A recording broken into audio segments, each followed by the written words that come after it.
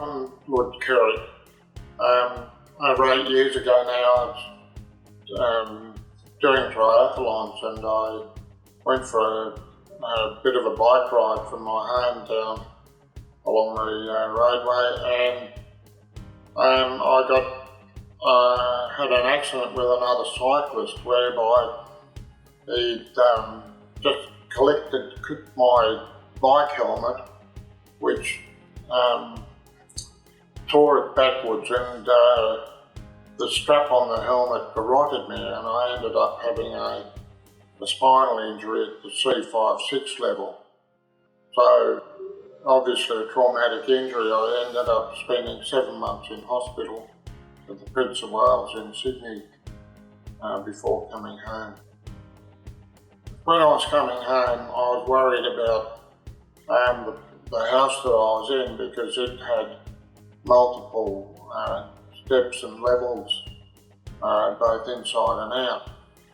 Well, I'm Andrew Kerec. I'm Lud's son, and together Renaissance Homes was Dad and I's business up until when he had his accident. I guess after Dad's accident, we were coming to grips with what his injury meant. I suppose one of the consequences of being a builder, or one of the practicalities of being a builder, is that we knew what we were up against, and how many barriers there are in place for people that have either complex injuries or even not so complex injuries that need to spend some time or the rest of their lives in a wheelchair. Most of the people that we came across in the hospital wards up there were there because they didn't have appropriate housing to go to, even though they were fit and well enough to go home. They were either waiting for new homes to be built or for time-consuming or expensive refurbishments. And that was a little bit of a surprise to me with a building background, because it didn't take much, looking into it to realise just how simple it is and how cost-effective and how inexpensive it is for homes to be built, with basic accessibility guidelines. It's such a simple thing, one entry into a house that doesn't have a step. That's a great thing for someone on crutches. That's a great thing for someone, for an elderly person with a mobility aid. We're talking about a very simple design thing that actually adds to a house. And then the second simple thing is just some wider doors and a bathroom area that has a shower that's threshold free as well, with perhaps a removable shower screen.